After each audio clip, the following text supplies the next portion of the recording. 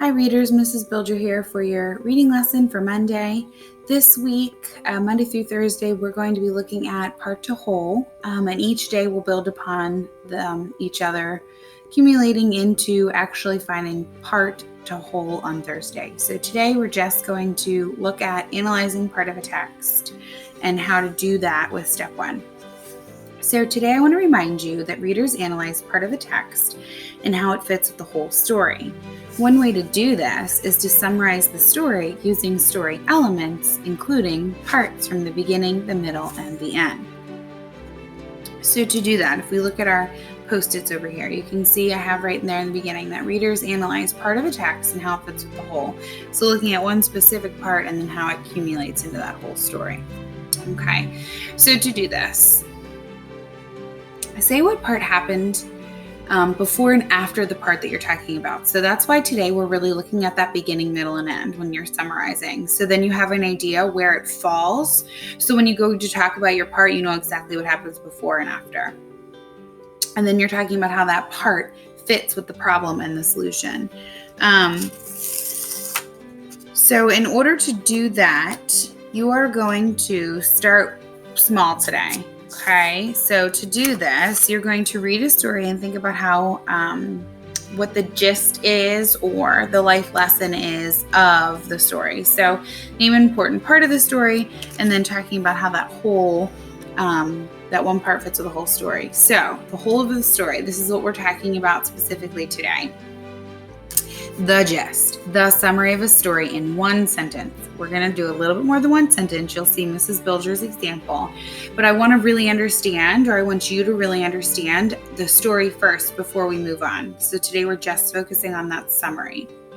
When you focus on your summary, though, I want you to talk about some of the important story elements or story parts, and really focus on the beginning, middle, and end. So different types of story parts, you can look at character, wants, problems, solutions, reactions. We talked about how important reactions are for character analyzation, the setting, dialogue between characters, feelings, actions, and then that beginning, middle, and solution piece.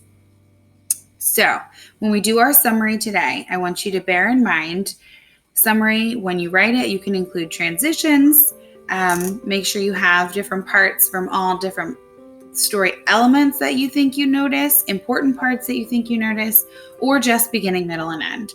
So I know majority of us have either read Charlotte's Web, have seen the movie, or have had it read to us. So I chose that book to help us, to model for you how to go about doing your summary today. So if you take a look, so 4th grade, bear in mind that Charlotte's Web's a little bit of a longer story. It's a novel, it's a chapter book, so naturally my summary is going to be a little bit longer than most likely what you'll be doing with the book Stella Luna. So bear that in mind. So here we go. Wilbur is the runt of his litter. So in the very beginning, we know that we learned that. Although his owner wants to slaughter him because of this, Fern persuades him to let her keep Wilbur. Very beginning. He befriends the animals of the Zuckerman farm, where Charlotte decides to help save him by writing words in her web that describe Wilbur's positive traits.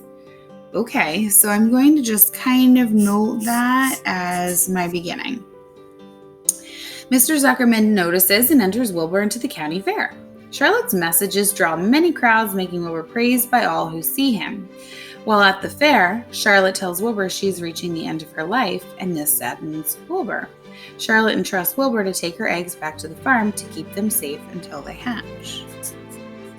So although these things, there's a lot of building that happens in this story to reach all of these different ideas, still just the main parts of the story. The spiders hatch and 3 stay behind and befriend Wilbur, who ends up living a happy and long life.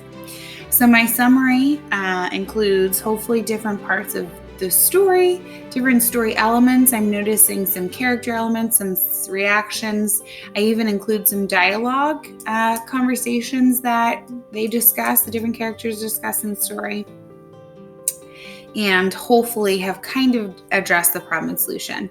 So today, when you're working on your summary for the book Stellaluna, try to bear this in mind as you're working. Summary is just the gist of what's going on for beginning, middle, and end, the important parts that someone who hasn't read the story need to know about the story, or what the story is about.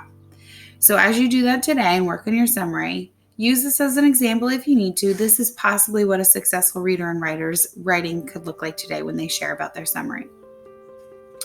So today and every day, readers analyze parts of a text and how it fits with the whole story. One way to do this is to summarize the story using story elements and including pieces from the beginning, the middle, and the end. Enjoy listening to Stellaluna today. Good luck with your summary writing and have a great reading lesson. Off you go.